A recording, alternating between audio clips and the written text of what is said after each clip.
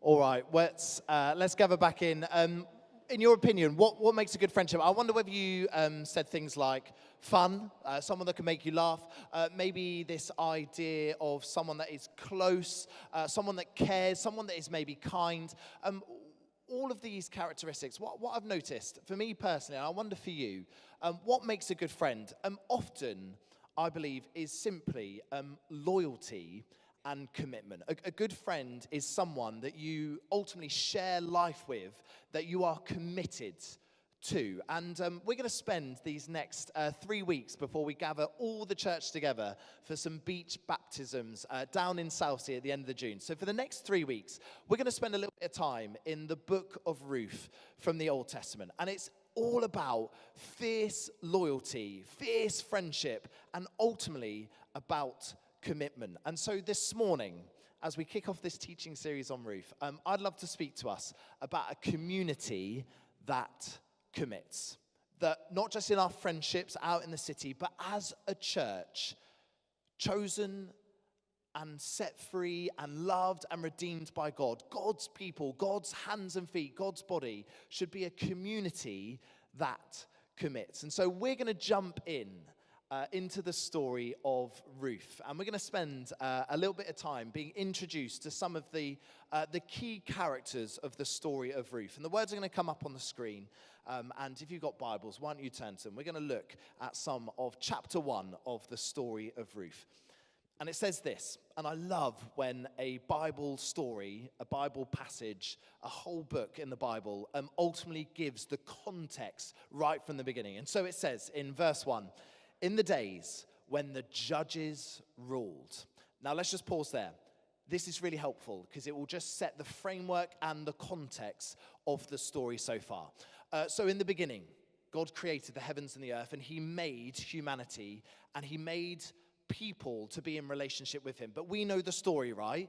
That God made us, but we rebel against God, and humanity is separated in that moment. And God's heart, the message of the Bible, the message of the Christian faith, and the message that we will always share here on a Sunday at Harbour Church is that in God's grace and his love and his forgiveness and in God's power, he is trying to redeem creation, redeem humanity, and bring us, his people, back into relationship with him. This is the story of the Christian faith, that not in our strength, but in God's strength, he is trying to pull creation and his people back into his love.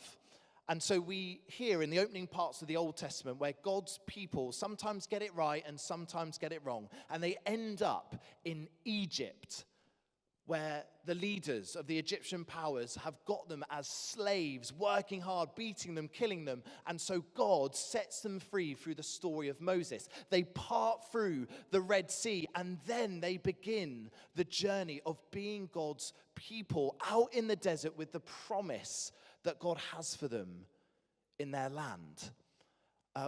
We hear that Moses dies, and then Joshua, one of Moses' right-hand men, takes on the community, and he leads them through the river Jordan into the promised land. And then Joshua dies, and here we find the season of the judges. Six individuals that are chosen by God and God's people to lead his community deeper into the promised land. And it's in this part of the story of the Bible, in the days when the judges ruled, that we are introduced to Ruth. In the days when the judges ruled, there was a famine in the land. So a man from Bethlehem in Judah, together with his wife and 2 sons, went to live for a while in the country of Moab. Moab today is basically Jordan. So they lived for a while in the country of Moab. The man's name was Elimelech, and his wife's name was Naomi. And the names of his 2 sons were Mahlon and Chilion. They were Ephrathites from Bethlehem, Judah, and they went to Moab, and they lived there. Now, Elimelech, Naomi's husband, died, and she was left with her 2 sons. They, the 2 sons, married Moabite women, one named Orpah and the other Ruth. After they had lived there about 10 years, both Mahlon and Chilion also died. And Naomi was left without her husband and without her 2 sons. And when Naomi heard in Moab that the Lord had come to the aid of his people by providing food for them, she and her daughter-in-laws prepared to return from there. With her 2 daughters-in-law, she left the place where she had been living and set out on the road that would take them back to the land of Judah. Then Naomi said to her 2 daughters-in-law, "Go back, each of you, to your mother's home. May the Lord show you kindness, as you have shown kindness to your dead husbands and to me. May the Lord grant that each of you will find rest in the home of another husband." Then she kissed them goodbye, and they wept aloud and said to her, "We will go back with you to your people."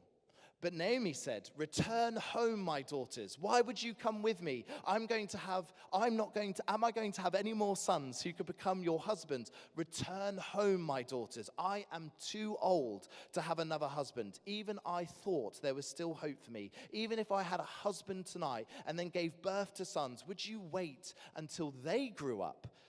It's a bit weird, isn't it, sometimes? "Would you remain unmarried for them? No, my daughters. It is more bitter for me than for you, because the Lord's hand has turned against me." And as this, they wept aloud again. Then Orpah kissed her mother-in-law goodbye, but Ruth clung to her. "Look," said Naomi, "your sister-in-law is going back to her people and her gods. Go back with her."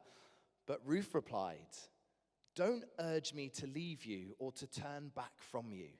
Where you go, I will go. And where you stay, Naomi, I will stay. Your people will be my people, and your God will be my God. Where you die, I will die, and there I will be buried. May the Lord deal with me, be it ever so severely, if even death separates you and me." When Naomi realized that Ruth was determined, committed to go with her, she stopped urging her. So the 2 women went on until they came to Bethlehem. And when they arrived in Bethlehem, the whole town was stirred because of them. And the woman exclaimed, "Can this be Naomi?" "Don't call me Naomi," she told them. "Call me Mara, because the Almighty has made my life very bitter. I went away full, but the Lord has brought me back empty. Why call me Naomi? The Lord has afflicted me. The Almighty has brought misfortune upon me." So Naomi returned from Moab, accompanied by Ruth the Moabite, her daughter-in-law, arriving in Bethlehem as the barley harvest was beginning. Ruth is committed to Naomi. Naomi has lost her husband, lost her 2 sons, and we find ourselves in the beginning of this story where she is, I wouldn't say even speaking, but she is declaring, she is shouting from the depth of her pain. She is saying to her 2 daughter-in-laws, including Ruth, "Go home.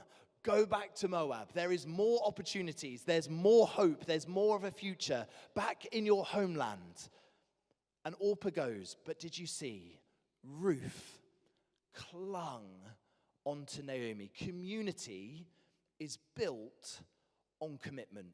Naomi is saying go, but Ruth clings on. And so a community that commits, how? Firstly, commitment chooses closeness. Ruth replied, "Don't urge me to leave you or turn my back from you. Where you go, I will go, and where you stay, I will stay." Ruth is committed to her friendship, to her relationship, to her partnership with Naomi. How? She will stay close. And the story of Ruth isn't just a moral story. It's not just an opportunity to say to each one of us as individuals or in our marriages or in our family or in our friendships, this is a moral story. Be committed and be close. The story of Ruth is actually yet another signpost in the Old Testament, another image, another symbol of the relationship with God and the relationship that God has with us. Just as Ruth is committed to staying close with Naomi, this is the good news of following Jesus, that Jesus has committed to stay close to you, despite our flaws, or despite our pain, or despite our loss. God has committed to stay close to you. God clings to you. It says in Romans that nothing can separate us from the love of God. There is no distance between you and I, no distance between you and God. The invitation of the scripture, the invitation of following Jesus, is that Jesus is clinging on to you. How do we know that? Because what God has already done on the cross. That God would lay down his life to be in relationship with us. Jesus is clinging on to you. Do you know that? And if you don't, would you take an opportunity this morning to just ask Jesus to reveal more of himself? I think so often in the church, we are striving to remain committed in our relationship with God. The way that we pray, or the way that we worship, or the way that we come to church, or the way that we spend time in God's word. But the truth of the gospel, the truth of following Jesus, is that it's actually got nothing to do with us. It's that just like Ruth clung on to Naomi, that God is clinging hold of you. He's trying to commit and draw you back in to his closeness. And that is the friendships that we can have in the church, because God has already shown us how to do it. I just quickly want to tell you about a friend of mine, a friend that I have, whether rightly or wrongly, decided to committed to. I've got a friend called Matthew, and we met each other at sixth form college. I was wearing this very, very strange outfit where it was the real distinction of smart casual. I went to college for some reason in trackies and a shirt and tie. Weird time of my life. Thank you, Timothy, for that laugh. I heard that. Fortunately, things have changed over the years. I think it's called getting married. I'm not really sure. Matthew was in ripped, skinny Abercrombie jeans. And we met each other whilst eating a cheese toastie. And I thought, this guy's a bit of an idiot. And he probably looked at me and thought, this guy definitely is an idiot. But we built a friendship when we were 16 years old. Matthew and I are still best friends. We've known each other now for pretty much 20 years. He was my best man at my wedding. I was his best man at his wedding. We've been through highs and lows. I don't know if I've shared this story before, but there was one point when we were 18, just started learning how to drive, pass our tests, and we were driving down a country lane, and Matthew hit a kind of blind corner where a car was coming too fast around and slammed his brakes on, and I was a bit too close, and so I smashed into the back of him and wrote both our cars off. Potentially the end of a friendship. And he was like, mate, you right? And I was like, yeah, mate, you right? He's like, yeah. And we kept our friendship going. We've been through highs and lows. We've journeyed together. We're now sort of like raising kids together. And what's amazing is it was actually Matthew that invited me to experience the love of Jesus. I hadn't grown up going to church. Matthew he'd fallen away from Jesus a bit, and then one summer he rekindled his relationship with God. And the following year he said, Lewis, we're going to something like Focus. We're going to this Christian festival. Do you want to come? I was like, no, sounds awful. It's just about Christianity. And he was like, oh, me and all my mates are going. And I'm like, yeah, your mates are Christians. They're probably really weird. And for some strange reason, and I look back at it now, and I'm like, this can only be Jesus clinging on. I had absolutely no reason really to go. But Matthew persisted. He committed to my friendship and my relationship with Jesus that I had no idea about. He kept inviting. And in the end, I said yes. And I came to know Jesus at that festival. And Matthew was a huge part of that. And in our friendship, he's been a real cheerleader for me going into church leadership and being ordained. And I've been a cheerleader for him. And what's really exciting is Matthew's actually being ordained at the end of June. And I can't wait in my dog collar to see him in his dog collar. And it's just been this beautiful, hard, but amazing friendship over the last 20 years because we've clung to each other. We've been committed to each other. We've prayed for each other. We've cheered each other on. And my invitation for you is, do you have those sort of friendships or that sort of community around you that is committed to see you thrive and live life in all of its fullness by chasing after Jesus? Do you have a group around you? Are you part of a team? Are you part of this church where you're saying, I want to grow and I've got amazing people around me, just like Ruth and Naomi? Will you commit into community by staying close? Who are the people that are alongside you, cheering you on?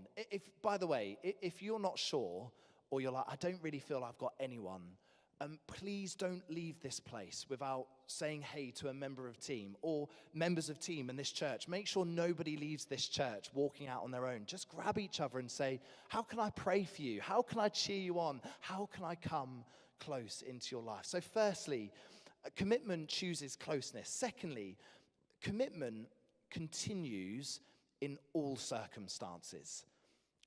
We hear at the start of this story, Naomi loses a husband and loses 2 sons. And I would say Naomi really goes all out in the way that she communicates this. It said, when they arrived back in Bethlehem, the whole town was stirred because of their return.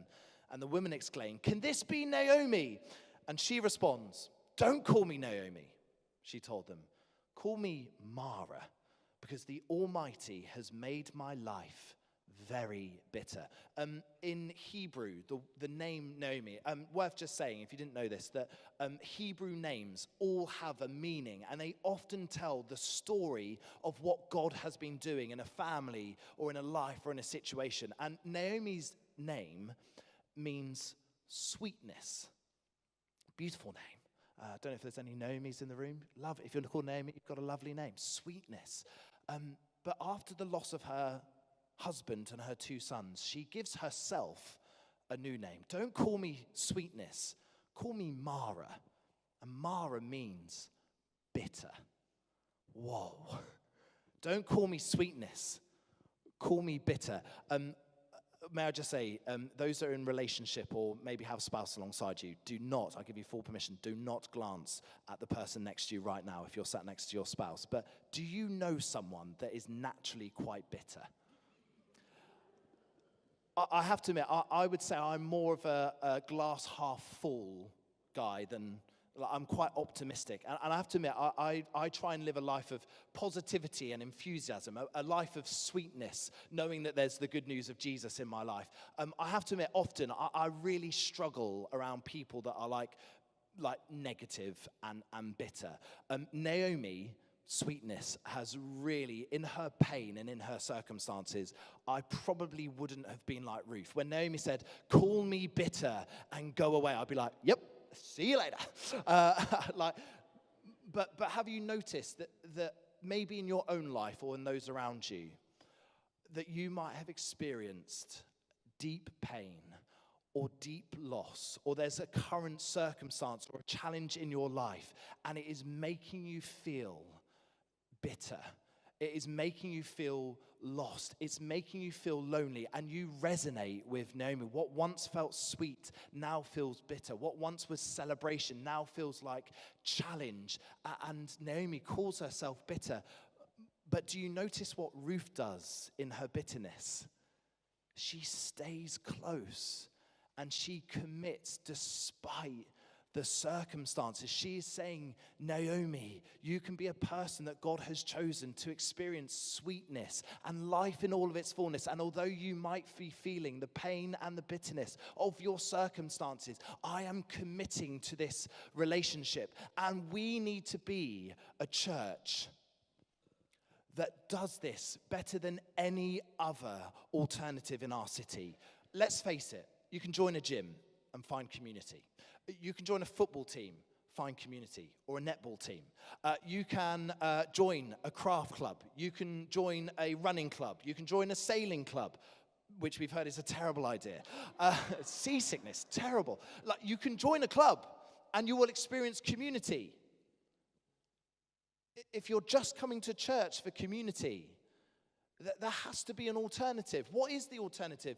Because of what Jesus has done for us, that despite any bitterness or challenge or circumstance you face, this place right here should be the place where people are actively sprinting towards, because what they will experience is not just a sign that says you belong here, but they will experience a community that will say, despite your brokenness, or despite your addiction, or despite your loneliness, or despite your bitterness, we are not going to run away. We're going to welcome you in.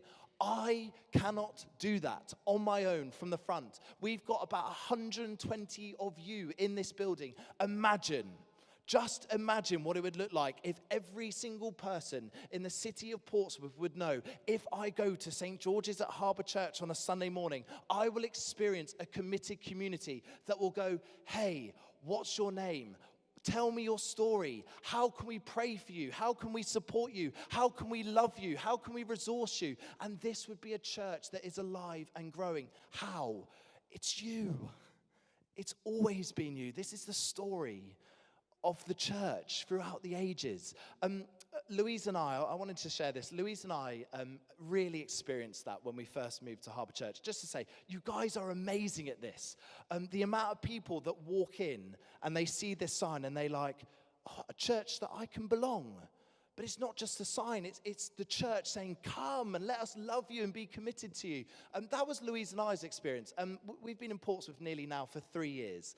And we've moved down with our 2 little girls. And Winnie, our youngest, at this point was only 4 months old. And we were in the absolute dregs of no sleep. Like, I was trying to lead a church and a brilliant staff team, and every time we met, I just cried because I was so tired. And I literally, like, one of you, I'm not going to say who it was, one of you, I think it was my 3rd Sunday, came and they just went, you look awful. And I was like, I feel awful. And I was like, why have we moved to Portsmouth? Why have we got kids? This is awful. And then we went to Focus. We went camping with 2 little kids. And I was like, I'm definitely not getting any sleep. And there was one night at Focus where Winnie really, like, she's a terrible sleeper still. And especially when it's like someone whispers in their tent and it's like they're on a megaphone. It's incredible when you go camping. And Winnie just wasn't sleeping. And so at 3 o'clock in the morning on the second night of Focus, I've got Winnie in the car and I'm just driving for an hour and a half around the Focus car park, just trying to get to sleep and trying not to fall asleep at the wheel. And the following morning, I was absolutely battered. And there was a handful of you guys. You didn't know us. We'd been here about a week. You didn't know us. You didn't know our kids. But you came close and you were committed in all circumstances. And you came up to Louise and I and you said, can we just take your kids off you for an hour so that you can go and have a coffee and you can go and have a shower? And we were like, we love you. I love this church. I love this church already. Because you are the ones that see. You're the ones that hear. You are the ones that move. And I know most of you have a story of where you've experienced community in this church, because we are a church that needs to be committed in all circumstances, not just when we worship and hold our hands up and celebrate, but when it's really hard, when it's so hard, when you are grieving or you're struggling in a relationships or struggling in your finances. And it is the most brutal, can I just say, it's the most brutal part of being a church leader and a pastor. It is the people that I hear where it's like, hey, I've not seen you for a while. And they're like, oh, I've just got so much going on.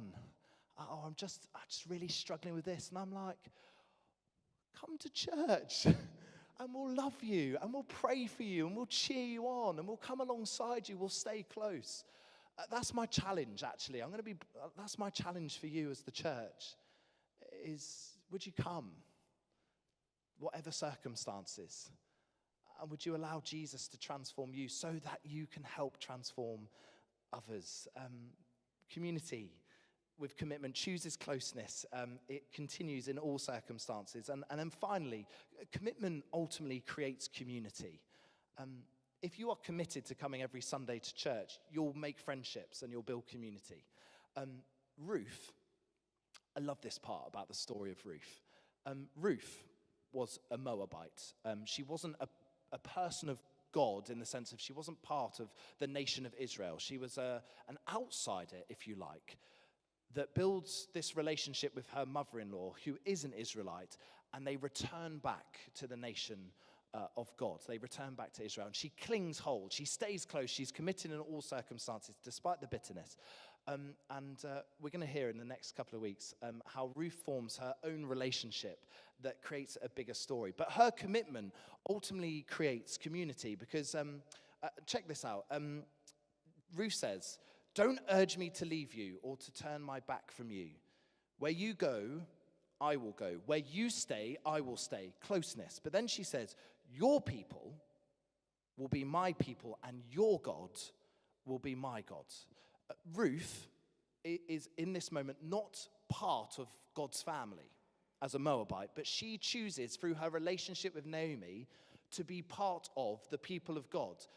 This is amazing because at this point in the history of God in the Old Testament, there is only just a few occasions beforehand where God is welcoming in and inviting in the outsiders, what we now know in the New Testament as Jews and Gentiles, the Jewish people and everybody else.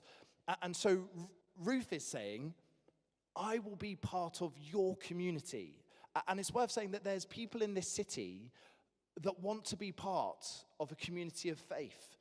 And they should be part of this and part of the bigger story because Ruth makes this decision that your people will be my people and your God will be my God. And if we can put up, Lisa, Matthew 1. At the very beginning of the story of Jesus, there's this moment. I'm not going to read them all out, but at the beginning of Matthew, who's a tax collector, so he's all about the details, he gives this long genealogy of who is part of God's family through the Bible. And you will see in bold, Boaz, the father of Obed, whose mother was Ruth. And Obed, the father of Jesse, and Jesse, the father of King David. Ruth's story as an outsider is committed into the community that Naomi has, and so much so that Ruth becomes the great-grandmother of King David. And of course, we know that Jesus, the hope of the world, the creator of the universe, and the one that died for you and me and rose again from the dead, Jesus was part of David's line, which means that the story of Jesus comes from Ruth's commitment to stay with Naomi. Why do I say that? It's because God knows your story. And despite the circumstances that you are currently facing, if you continue to stay close in all circumstances, whatever challenge, and you stay close into the narrative of God, how much more will God use you? In 1,000 years' time, who knows what legacy you might have led, that you have been part of God's story. Just as Ruth commits to Naomi, she becomes part of the story of Jesus. How can you, in your commitment, how much more will that create community and build God's kingdom? So guys, my invitation for you is as we lead together, seek Jesus together, as we build community together, will you stay close? Will you stay committed despite whatever circumstance you face? And finally, your commitment can lead to an amazing impact for God's kingdom. So why don't we stand to our feet? We're going to take an opportunity to pray and to worship. I'm going to invite our worship team back up to come and join us. You are invited. You are invited into the story of God this morning to be part of an amazing thing that God is doing. How? By committing to relationship. And